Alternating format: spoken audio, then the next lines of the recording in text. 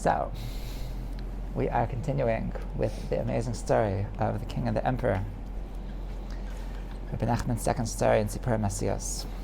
And this is the story of how the neshama, who is the daughter of the emperor, the daughter of the Ein Sof, the Chelek Elokah Mimal, how our neshama is going to connect with the son of the king, who is the Torah, who is this amazing book of rules, book of direction that's going to somehow be able to be the love of the life of the neshama, and be able to give her some kind of direction, give her some kind of way to be present in this world in a very real way, give her meaning and give her presence. So we left off. We're talking about the fact that they got lost, and this is a reference to the Shviras Haluchos. This is a reference to the fact that the first time that we had a connection to the Torah, so it was a very, very deep connection. It was a very, very real connection. It was a very, very holy connection, but it didn't last. And the luchos are in Chazal are referred to as the ring, as the wedding ring that Hashem gave us. And this was a connection to Torah that would have been so real, that would have been so deep. It says that if we would have received the first luchos, so then we would never forget our learning. Then everything that we would learn would just be just engraved in our hearts. It would just pierce our hearts. And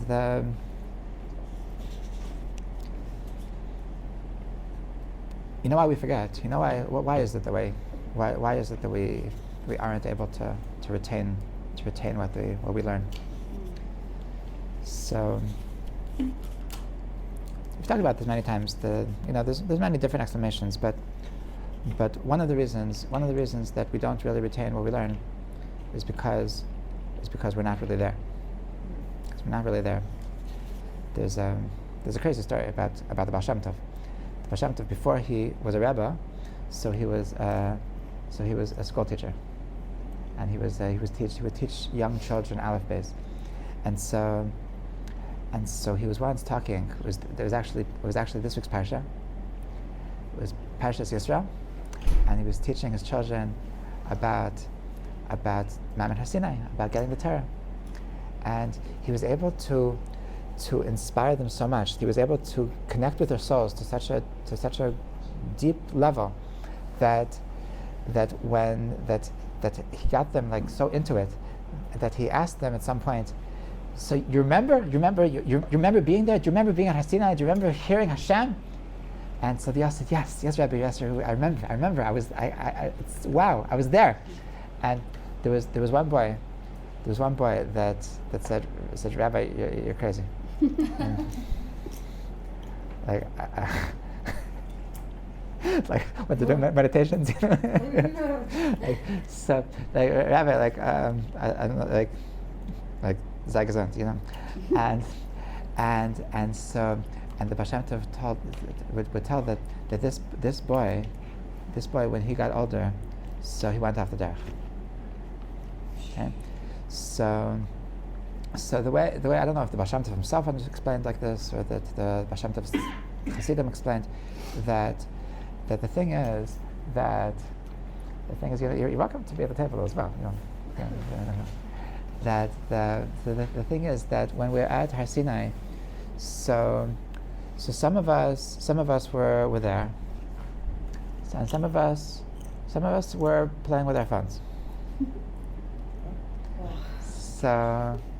So the people who were there, so like it was really engraved in their long-term memory, and so when the Baal Shem Tov was reminding them, was able to awaken their souls about Ma'amad Har Sinai. So they're like, yeah, of course. Like that's I needed to be reminded, but I'm there. Like I was, of course, that's part of my reality. It's part of my consciousness. But there were the people that even when God was revealing Himself to them, so they weren't there. They weren't there. So their connection to Torah was always just like it was a disaster waiting to happen. Like, it was never there. They were never really connected. So that's why he wasn't able to remember. That's why he wasn't able to remember, because he was never connected. So when it says that if we would have accepted the Luchos Rishonos, then we never would have forgotten. What that means is that our connection to Torah would have been such that it would have pierced our hearts. It would have been such a revelation that would be impossible to deny. It would be impossible not to be part of it. And it was too much. It was too much. It was too much for us to take. It would have been disastrous. Like Moshe Rabbeinu understood. Moshe Rabbeinu understood when he broke the luchas. When he broke the luchas, this is one of the things. This is one of the things that Moshe did without asking God. And Hashem hiskem al yada. Hashem agreed that was a good idea. And Chazal expounded. It says Asher Shibarta. Asher Shibarta means Yasher Koach Sheshibarta. Thank you. That was a good idea. It was a good idea that you broke the luchas. In fact, the last thing it says in the Torah, in the entire Torah, it says L'kol yad chazaka chol hamayra hagada asher asa Moshe le'enei kol Yisrael.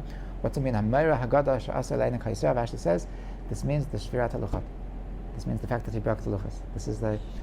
There was something amazing about what Moshe Rabbeinu understood intuitively, that if we would have had our connection to Torah be so deep that it would have been the Luchos Rishonos, then that would have been the end of us. Okay? There was a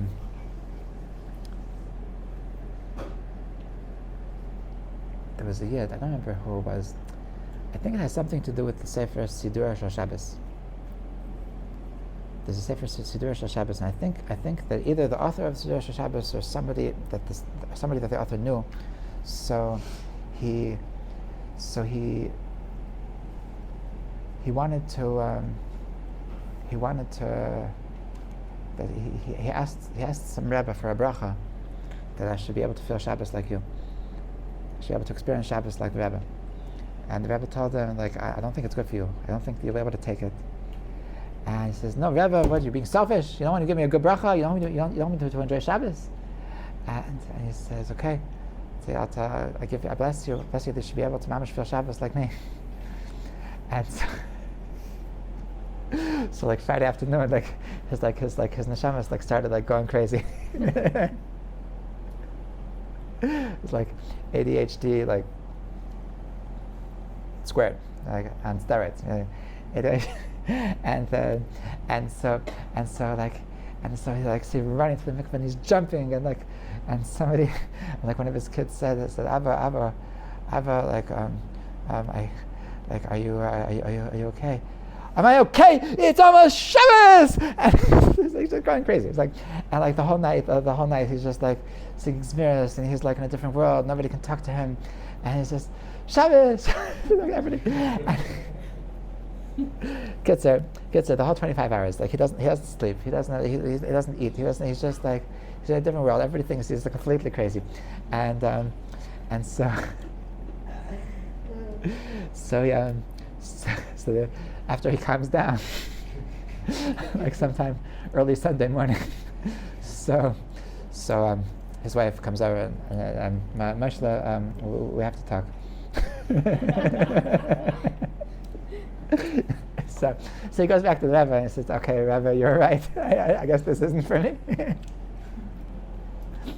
So that if we would have had Luchos Rishonos, if we would have had this experience of just like the word of Hashem, the Michtav Elokim, that coming down, that it would have been just like we didn't have the kelim. We weren't ready. We really weren't ready for that level of connection, and it would have been disastrous. It would have really not been for our good. So this is there needs to be an idea of a Luchos Rishonos. There needs to be this potential of Luchos Rishonos, but it's actually not supposed to be actualized. It's actually not so healthy. It's actually not so really what Hashem wants for the actually to be a Luchos Rishonos. So that's why that this ring that the that the son of the king gives the daughter of the emperor. So this ring is lost. This ring is lost, and now the daughter of the emperor is left to her own devices to try to reconnect with her beloved Bashert, with the son of the king, and today we're going to learn of the different trials and tribulations of how she comes to be able to be worthy of reuniting with her beloved, with the Torah. Okay, so this is the story of what the neshama needs in order to be not attractive to the Torah. The Torah loves our neshama just as it is, but we need some devices for it to be plausible, for it to be relatable, for it to be practical, for it to be real, for it to be something that's actually going to work. Okay, so that's where we left our heroes last time, and the rest of the story is about how the daughter of the emperor, she is the heroine of the story. She is the heroine of the story. The story is all about the daughter of the emperor, and that's why, as opposed to other commentaries on the story that explain that in the parable, in the metaphor, that the daughter of the emperor is the Torah. So I think it's clear that the daughter of the emperor is us, because Rabbi Nachman is telling us a story about how we are supposed to live our lives, and obviously he wants us to identify with the heroine of the story. Okay, so so we are the daughter of the emperor, and that is our neshama. Okay, so with that, yeah, the daughter of the emperor represents the neshama, and this is a story about the connection between the neshama and the Torah, and it's up to us. It's up to us. We are the ones who are responsible for making ourselves worthy of connection with the son of the king. Okay, that's what we're going to learn about today and in the coming weeks, of how the daughter of the emperor succeeds in making herself worthy of connection with the Torah. Okay. So meanwhile, there's a very powerful and impressive businessman who had dealings all over the world. He had an only son, and the businessman was elderly. One time, the son said to the father, "Seeing that you are old, and I am young, and your ministers are not looking out for me at all, when you will pass away, I will be left empty-handed, without knowing what to do. Why don't you give me a ship with merchandise, and I'll set to sea to become an expert in business?" His father gave him a ship with merchandise, and he went to various countries, sold his goods, bought others in their place, and was successful. While he was at sea, he saw those trees wherein was the emperor's daughter, and thought it was a settlement. He wanted to go there, but as he drew closer, he saw that it was only trees, so he wanted to turn back. And just then he happened to gaze upon the tree, and within it was the form of a person. Okay, so for anybody who wasn't here last week, so the daughter of the emperor, so she was stuck on this island, on this land, and she was hiding. She was hiding in the trees, and the tree was her source of life. She survived based on the fruits of the tree, and it also, she would hide in the tree to save her from the wild animals. Okay, and we said that this tree, this was our prep to Tu B'Shvat, that the tree Eitz Chaim Mehila Machazikim Ba, the tree represents the Torah. The tree represents the Torah, and the tree represents our number one, our nourishment. Represents our nourishment, that it gives us life, and also it protects us. It protects us from messing up. Okay, that a person that has Torah, has a basic direction in life, that is not going to completely mess up. Okay, if a person left to his own devices what do you want to do with your life, can think of all the most stupid ideas and get himself really messed up. That I want to be a I don't know, professional dancer. Shalom. Nothing. You can want to be a multi-billionaire. No, that's okay. Just to want to be a professional boxer.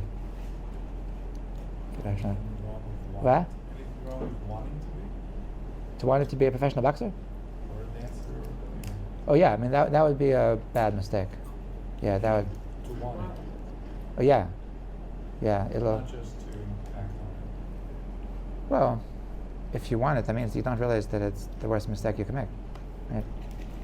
You know, Torah it. gives you Have Torah. you ever eaten pastrami Torah gives you or second piece of chocolate? Torah gives you a basic idea of what is success. What is success? What's going to give me happiness? Because it saves you from like the big mess ups. Okay, don't just, the point of life is not just to have lots of chocolate. Like the point of life is not don't get angry. It's not good for you.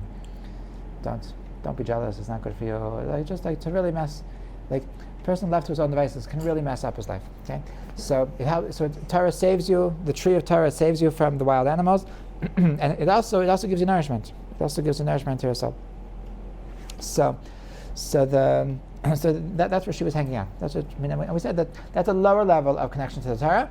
That even if you can't connect to the Torah on the level of a lover, but you can connect to the Torah on the level of a source of life.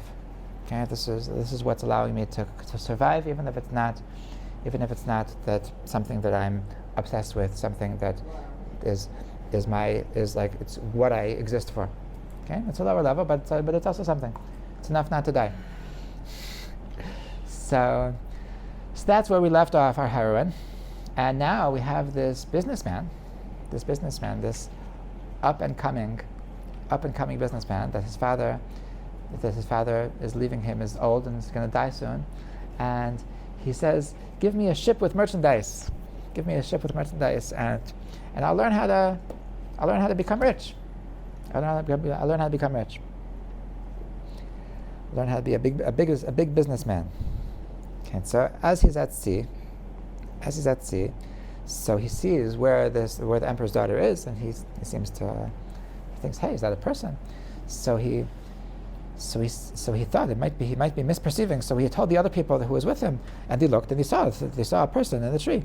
So they decided to approach the place and sent out one man to a small boat, and they kept watching him to direct him so that he wouldn't lose the way, so that he would keep headed towards that tree. He arrived there and saw that there was a person sitting in the tree, and he told them. So the trader's son went himself, and he saw that she was sitting there, the emperor's daughter, and he told her to come down. She answered that she would not descend until he promised her that he would not touch her until they returned to his house, and he married her lawfully. Okay, I'm a proper lady. Okay, if you're not going to marry me and treat me properly, so then I'm not coming down. I'll just stay up in my tree. And so he promised her. And so she boarded the ship. She came into the ship. And he saw that she knew how to play many instruments, and she also spoke many languages, and he rejoiced in his find. Okay? I lucked out. Okay, that was obvious, that because he discovered her, so he gets to marry her. Right? Or so he thought. Yeah. She was a smart girl. So he thinks that I've got her. I'm a successful businessman. How can you say no to me? So afterwards, as they began to near his house, so she said to him that it would be proper for him to go to the house and inform his father and relatives and all the friends, so that they would come out to welcome her. And after that, she would reveal who she was, because even before, she had demanded that he not ask her name until after the wedding. Only then he would know who she was. Okay? Who's this remind you of? What? Esther didn't tell who she was. Okay? She was too... she was, if you would know who I am, you would either you would just explode or you would run away. I'm just. So I'm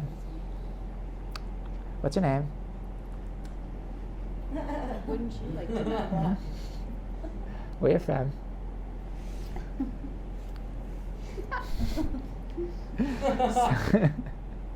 Sounds like a TikTok thing, right? So she said, after you marry me, then I'll tell you who I am. Okay, it doesn't say they were Jewish. They didn't have to write a ksuba. So he agreed to this, and she added, "It would also be fitting, seeing that you are bringing such an important woman with you, that you should honor all the sailors with fine wine, so that they should know that their captain is marrying such a woman. So he agreed. So he took good wine that he had in the ship and gave it to them, and they became very drunk. Meanwhile, as they went to his house to tell his father and relatives, the sailors left the ship and collapsed in a drunken stupor. And while the family was preparing to go out and receive her, she went and released the ship from its moorings, spread the sails, and sailed away. The family went down to the ship and found nothing there. The old businessman, the trader's father, was very angry. The son exclaimed excitedly, "Believe me, I brought a ship full of merchandise." But they didn't say a thing. They didn't say a thing. He said, "Go ask the sailors." And they went to ask him and found them lying drunk. When they awoke, they were asked, but they didn't know what happened to them. They only knew that they brought a ship with merchandise, but they didn't know where it was. The father was enraged at him, and banished him from the house, warning him not to come within his presence. And so he wandered aimlessly, and she, the emperor's daughter, sailed on the sea. Okay, this is step one. This is step one in the voyage of the daughter of the emperor. Okay? So, what do you say about the daughter of the emperor? Mm-hmm. Yeah. Feisty. Yeah. So is it supposed to represent like the merchant is kind of like enticing her with like material things, but she's holding out for the Torah? Well, it's a little bit. It's not just that she's holding out. We'll see that the recurring theme in the next three parts of the story. The next three parts of the story. So she's pretending to marry some poor boy, and she's taking something from him. That seems mean. Just saying. Mean is a strong word. It's a little bit. It seems a little bit dishonest, right? What did this guy ever do to her? Right. Yeah, she was good because she would pass a shame. It would come a ship full of drunk people to her party. No. I mean, you're not supposed to steal, right? Okay, so she was stealing over here, right? She was stealing. Okay. We're going to see. I'll give you like a little bit of a preview to the next two steps in the story. That after, in the first step of the story, so she steals. She steals. If you want to read the story, like to prepare for, and you're very welcome to. Like this doesn't need to be a surprise. In the first part of the story, so she steals a ship full of merchandise. In the second part of the story, is there more checks so that we can refill, or it's finished? No. Okay. So in the second part of the story, she kidnaps 11 maidservants, and in the third step, she kills. She murders. You read the story? She murders these 12 bandits, pirates. I'm nervous that you started Okay. smiling when he mentioned murder. So it gets increasingly worse. It gets increasingly worse, right? That it starts with theft, kidnap. Kidnap is also a form of theft, right? When it says in the Ten Commandments, "Lo tignov," it's actually a reference to kidnap, right? So it starts with theft, and it goes on to kidnap, and then murder. Murder is the greatest form of theft. You're taking a person's life. Okay, so usually we assume you're not supposed to steal, kidnap, and murder, right? And yet, this is the good guys. The good guys in this story. The good guys in the story are stealing, kidnapping, and murdering. Okay, so I guess it's not so bad, right? Okay. So first of all, what is this ship? What does this represent? Who's this first guy? What does the neshama trying to get? What does she need in order to reunite with her beloved Basharat, with her beloved son of the king, with the Torah? So she needs to get something over here, and what she takes from the merchant is a ship of merchandise. Okay. At the end, by the way, so she's going to give it back. Baruch Hashem. Okay. So she's not that bad. Okay. So what does this represent? Okay. So It's foreign and she's temporarily borrowing things. she's just borrowing. Okay. Great. It's Okay. foreign. it's always Purim. It's always Purim, especially because it's like it's more than halfway through Shvat, so that means we're almost in Adar already, and we're literally it's less than 30 days before Purim. How many is it? 26. How do you know that? So we're counting down. So you're gonna come for Purim? What? You're gonna come to us for Purim? To Israel Hashem. Lovely. Okay, that was recorded. We have testimony.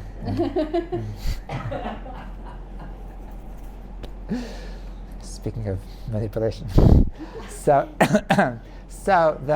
what is it? What does this ship represent? So for this we need. What does the ship represent? What does the ship represent? She stole a ship, right? She stole a ship. So what What is? does the man represent? Mm-hmm. Is that different from the ship, or is it the same? He's the owner of the ship. He is the Baal HaShip. Okay, so what does the ship represent? What is the So she wants a ship, right? Right. The whole reason why she started with him is because she wanted his ship. Okay, so what is the ship? So, if you ever started learning the Likutei Moharan, even if you didn't have so much patience, if you at least got through the first Torah, so you know the answer to this question. Because in the very Torah number one in the Likutei Moharan happens to be that I've taught the first Torah of the Likutei Moharan like 100 times already, but I actually never teach this part of the first Torah because I at the end of like the first 16 Torahs, more than 16, the first 17 Torahs of Rabbi Nachman are commentaries on these very, very strange esoteric Gemaras in Bava Basra called the Gemaras of Rabbi Bar Chana.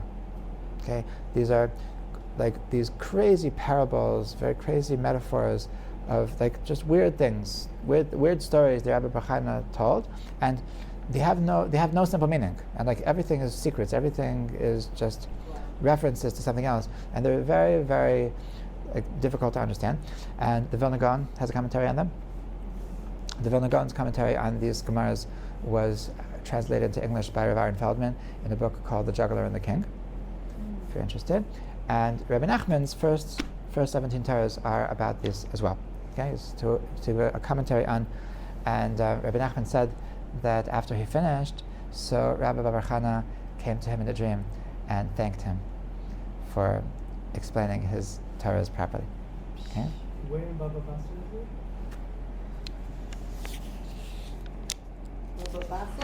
Bava Basra.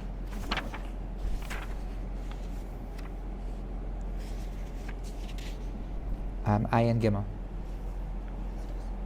Huh? So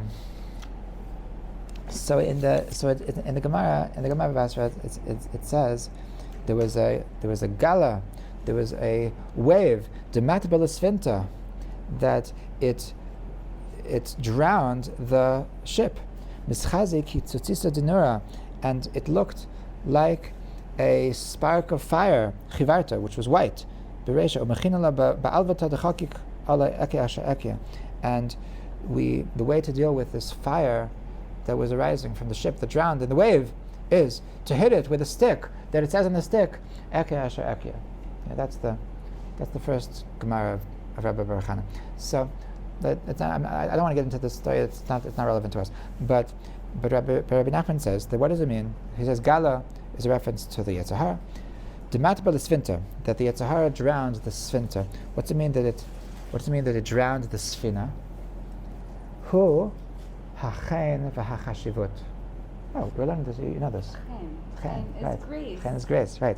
And chashivut is importance, right? This is you're learning this Torah with me. Oh, is right. this the one? This is our Torah. So, but Okay. this is not. We're going to skip this part because I always skip the end because it's just not so. It's not the point. So, but for us, it's the point. So the Sfina represents the chen v'chashivut. It represents the importance of the world, the things that have grace and the things that have importance in the world. Why? Why is Sfina a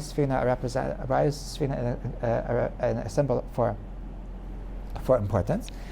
Lashon safun v'chashuv. Safun v'chashuv. Okay, this is in Chazal. So the word safun means important. Okay, you can find this even like if you Google what does safun mean, you'll find that one of the meanings of safun means important. Okay, so safun also has a connotation of something which is hidden.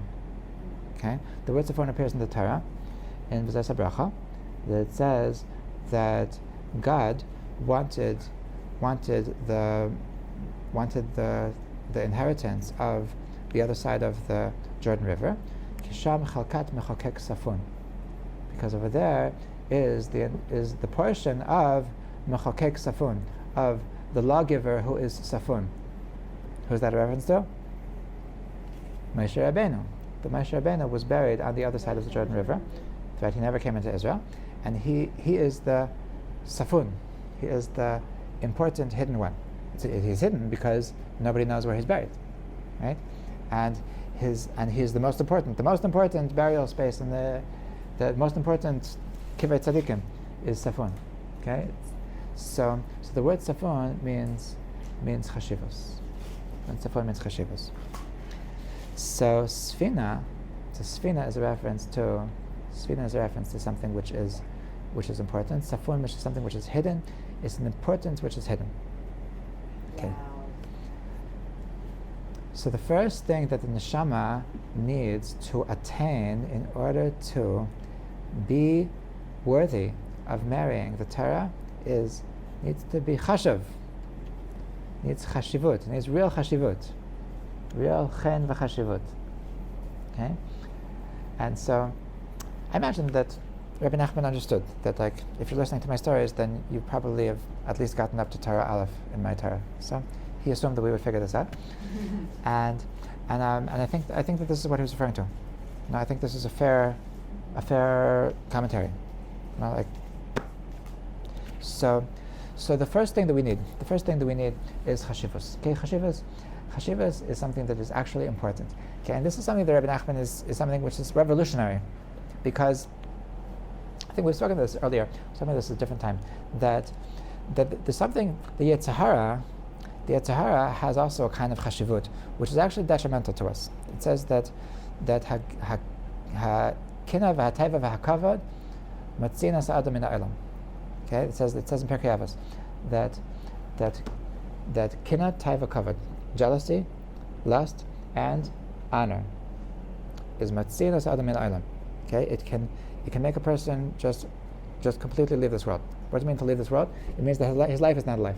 Jealousy what? Jealousy, lust, and honor, and desire for honor. It can make a person's life not a life. Okay? If a person is obsessed with what other people are doing, so his entire life is just keeping up with the Joneses, and he never stops to enjoy his life. He's just running this rat race that has no happy ending. Okay, person who's looking for lust, so he gets enjoyment for a couple of seconds, and then now he needs something better, and his entire life is just running after a bigger lust, and bigger lust, and bigger lust, and bigger, and he never gets anywhere. And covet is status. Covet is status, covet is honor, and this is like, I don't know, it's a weird thing. They say that when you get old, it becomes a thing. I bless us all that we should never have this sickness, that we should be involved with, want honor, want to. Which of the three is likes and follows? What? Likes and follows. Which is Likes and The follows. third, Likes and follows? honor. I think it's honor. also? Yeah, it's a desire to be famous, a desire to be a celebrity. You don't have that, Rabbi. I don't have that. You think I have that? No, not at all. Well, it depends. Do you like the likes on YouTube? I like that. I like that on YouTube because I want my Torah to get out, That's a great. but I don't want to be famous. I actually don't want to be famous. Okay, sorry to disappoint you millions of followers. You.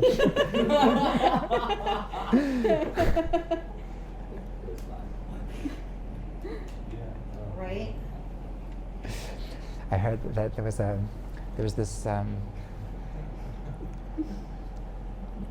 forgot who it was. It was this professor that once had a meeting with the Lubavitch Rebbe, and he asked the Rebbe. He had these like philosophical questions that he would ask the Lubavitch Rebbe, and so one of his letters. So he wrote the Rebbe that there's this famous story that from the Balatanya, from the Alter Rebbe, that he says that when he was in jail, so the jailer came to the Rebbe, to the Alter Rebbe, and he said, Rabbi, I always had a question in the Bible that Hashem says to Adam after he eats from the tree of knowledge, where are you? Where are you? But like, hello, he's God. Of course he knows where Adam is. Why did he ask, where are you? So the Balatanya said that he says first of all he said no, Rashi asked. He said I don't know I know Rashi, I want to know what you say. What do you say? So he says that Hashem creates a person with a certain potential, with a certain mission, and Hashem created Adam with a certain potential, and he was telling him, like, where are you?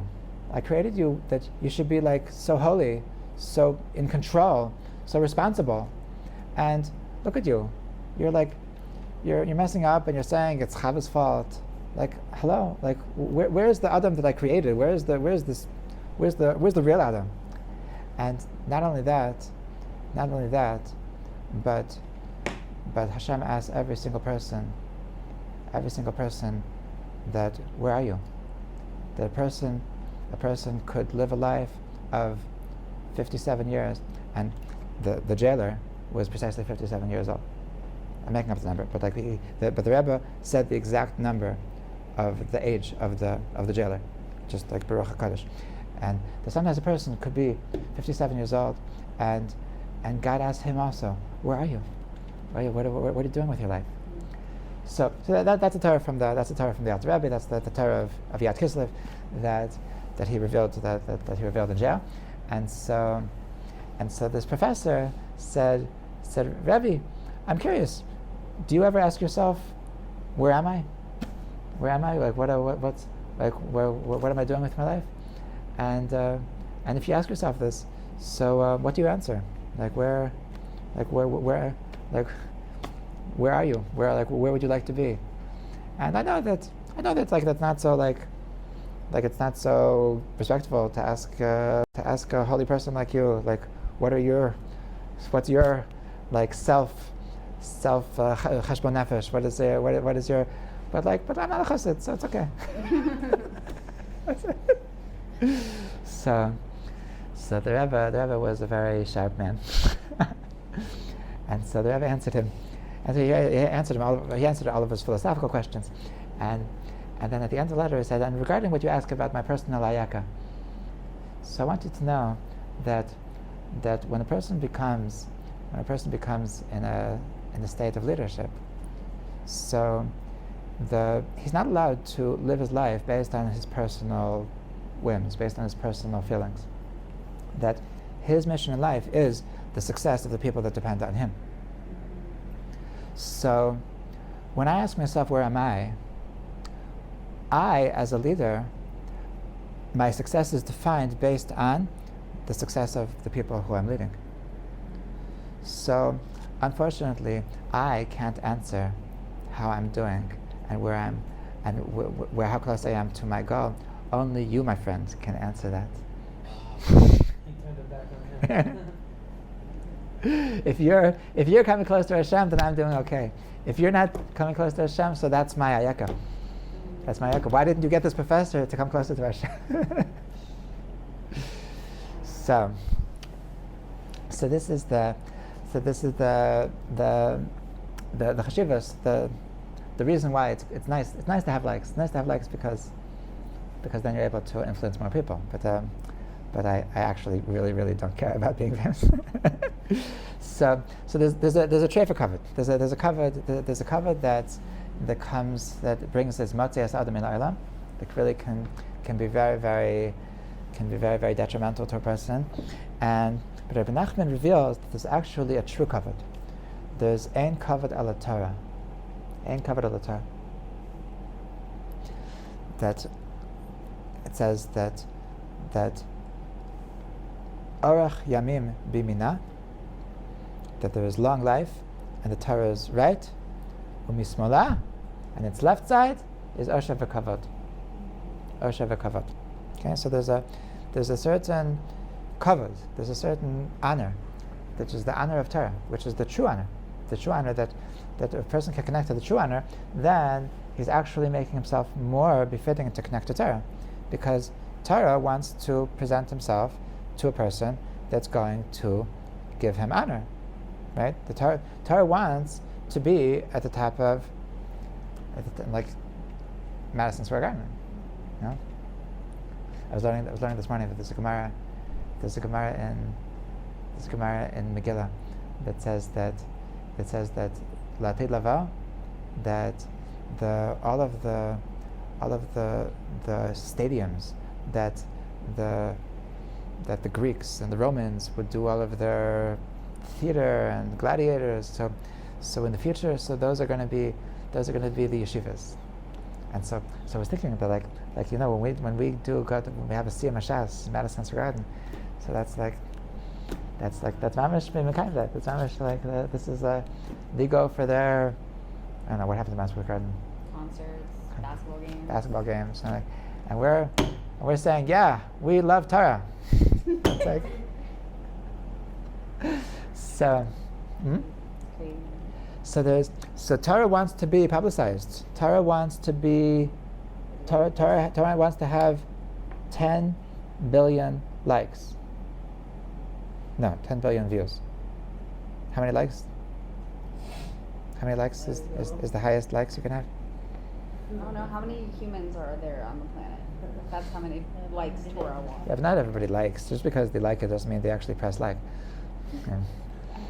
Yeah. Maybe they don't have, like, they're lazy. So there's Torah wants to have the spotlight. Torah wants to. So if you're a powerful person, if you're a person with status, if you're a person with thousands of followers, then Torah is going to say, yeah, I want to come with you. Okay? So this is the holy kavod. This is the kavod that is not going to take us away. This is the kavod of the neshama. It says that yeah, I can be chashuv.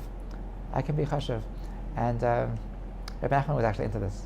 That like, yeah, I'm okay. I'm okay with kavod. Like some people, like, they get scared of kavod when people, no. You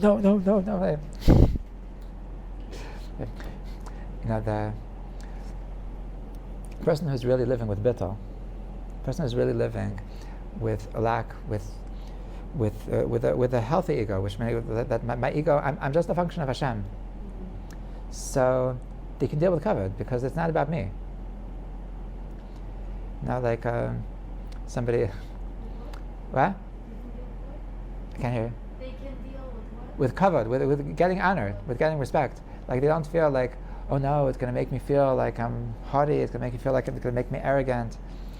So, like, I was telling the boys in yeshiva the story that somebody asked Rav Shlomo Zalman Auerbach that, tell me, when you walk into a room and 1,000 people start standing up for you, so like, does it ever, like, get to your head? Does it ever, like, do you have to work on your midas? Do you have to, like, think, oh no, I'm really not so important. I'm really, and he says no, that's really nothing. That's like, I really couldn't care less. 1,000 people stand up when I walk in.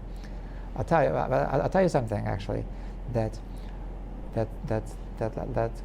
when Rav Moshe Feinstein calls me up and he wants to ask my opinion about a certain halacha, then for me that's a test in my ego, in my gaiva.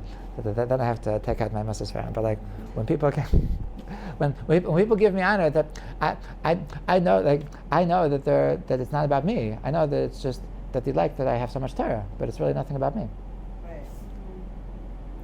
So a person with a healthy connection to Torah, a person with a healthy connection to himself, so like kavod doesn't bother him. Yeah, you absolutely should respect me because I'm Torah.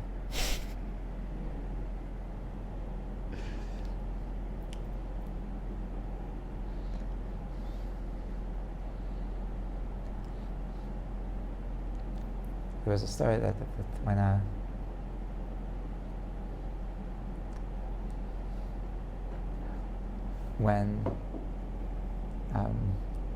was what was this? Reb Chatzkel Abramsky.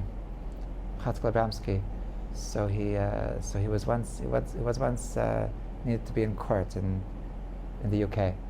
He was a Rev in London during World War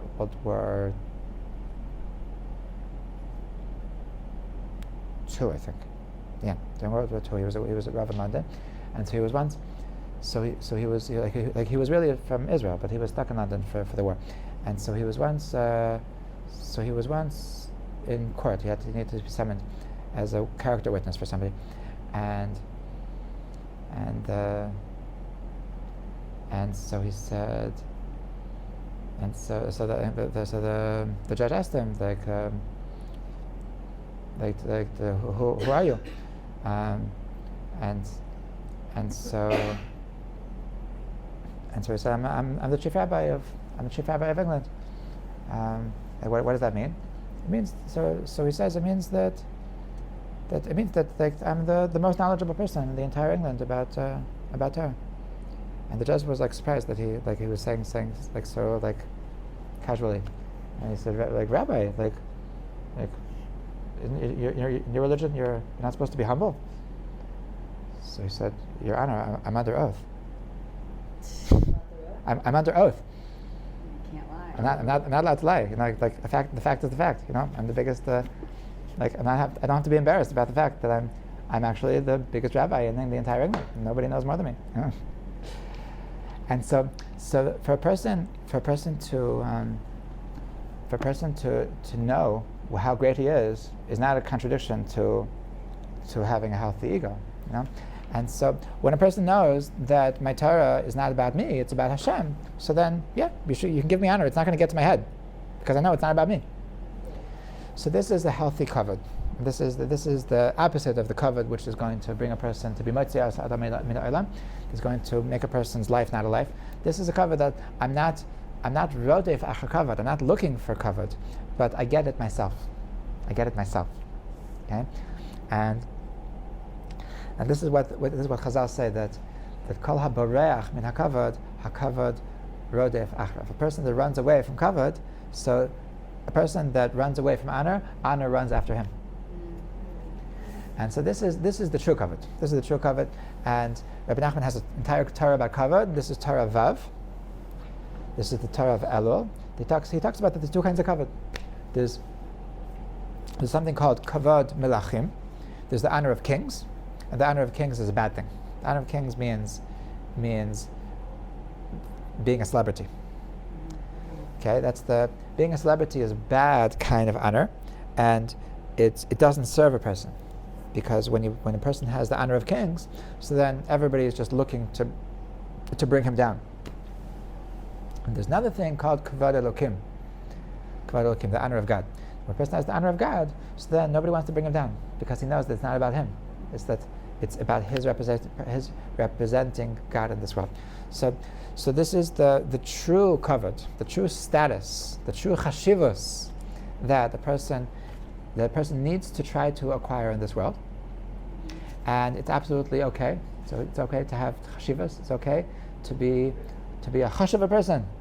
We're talking about one of the classes, this term called a tzorolnik. Were you heard of this?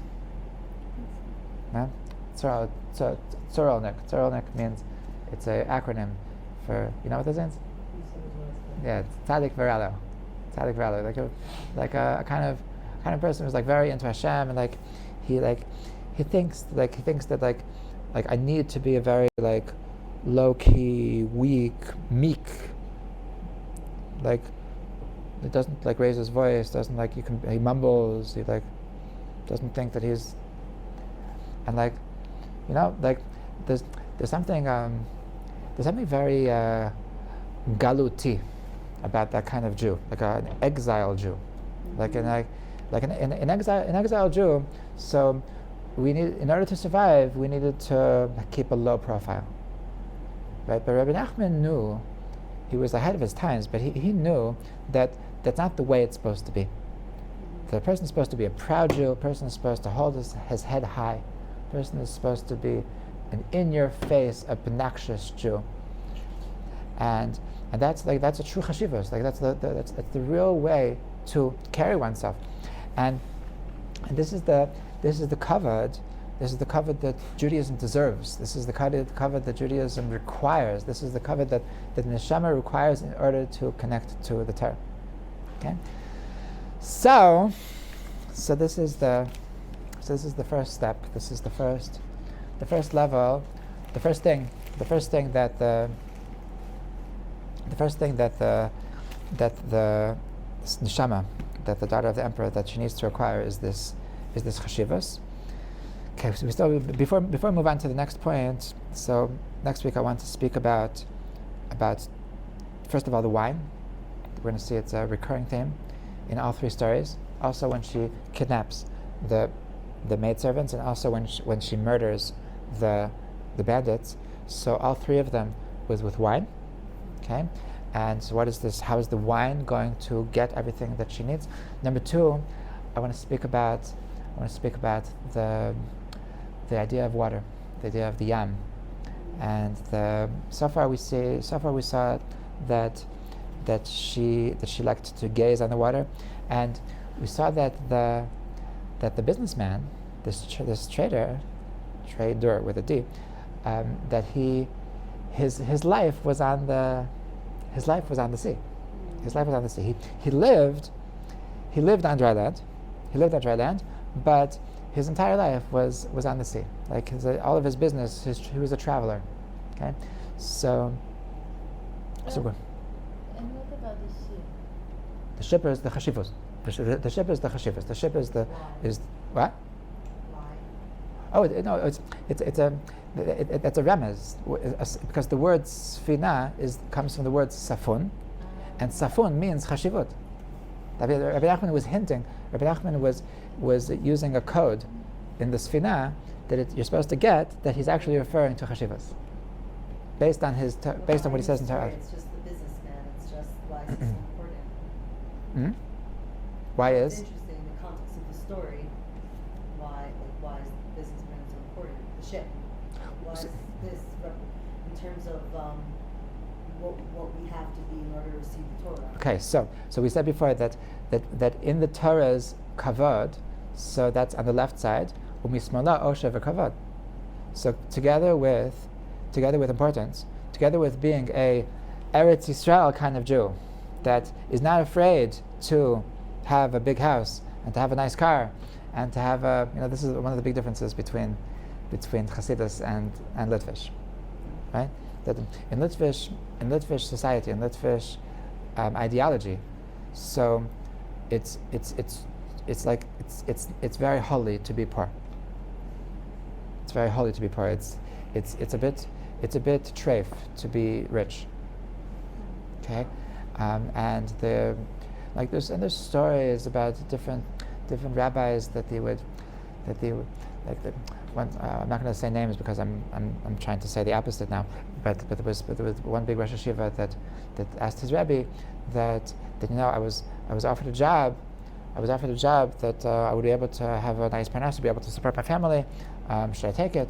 And he said, listen, I know that even if with the job you're not going to be rich, but right now you're poor, and because you're poor, so all the Torah learning is so holy, and it's mamish like you'll be able to learn Torah from poverty, and if you get this job, then you won't be able to learn Torah from poverty.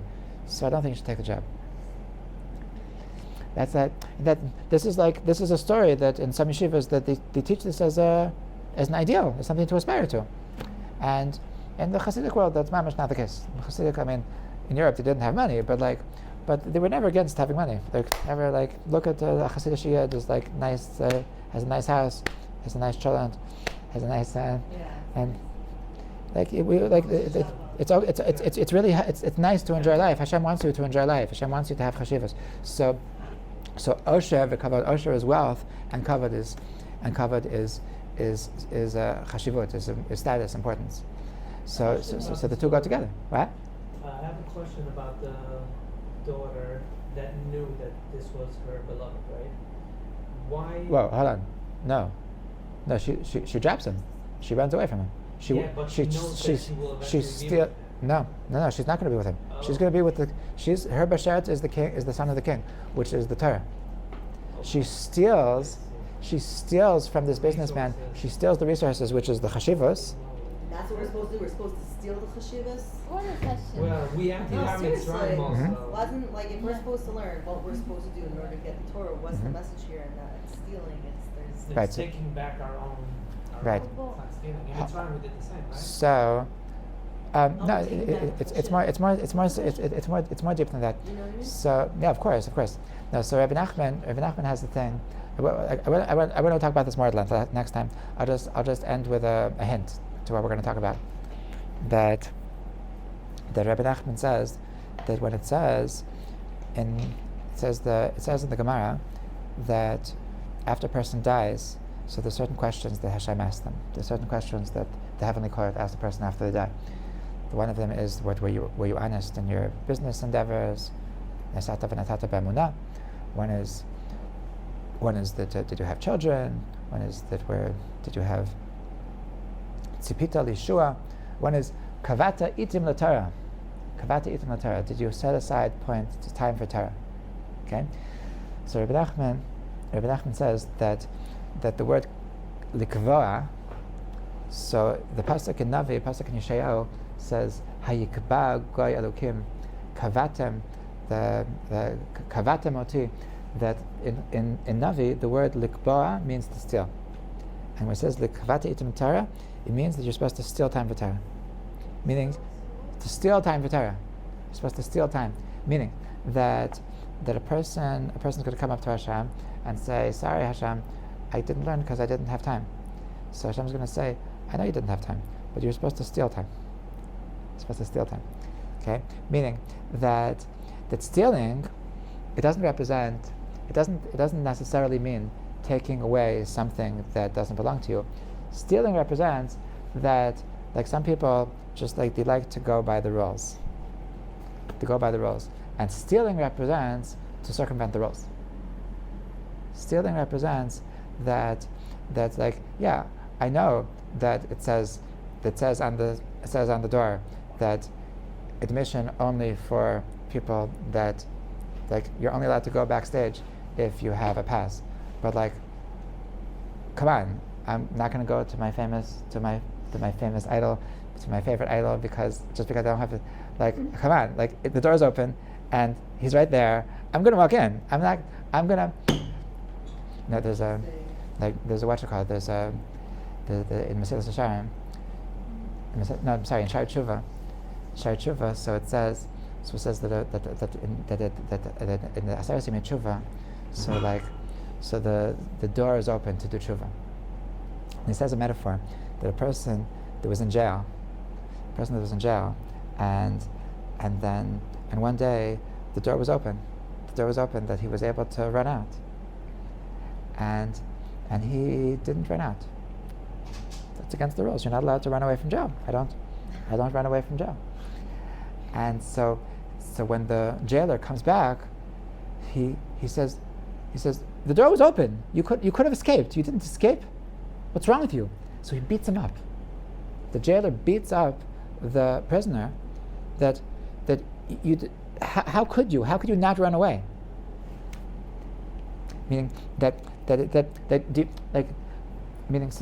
explain that if a prisoner doesn't escape, that means that he doesn't really get that he's in jail. That means that you think this is a hotel? You think it's nice to be here? that means that that's the biggest the biggest slap in the face you can give to us as a jail, as a nation, that you're happy to be in jail. That we're so messed up. It's like if he beats him up more for not escaping, right? So a healthy person, so like I'm able to escape. You escape. Like you don't follow the rules. If you're going to follow the rules, so you're actually going to fail.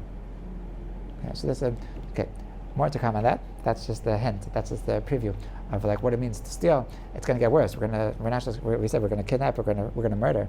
Okay, so stay tuned. Okay, l'chaim everybody.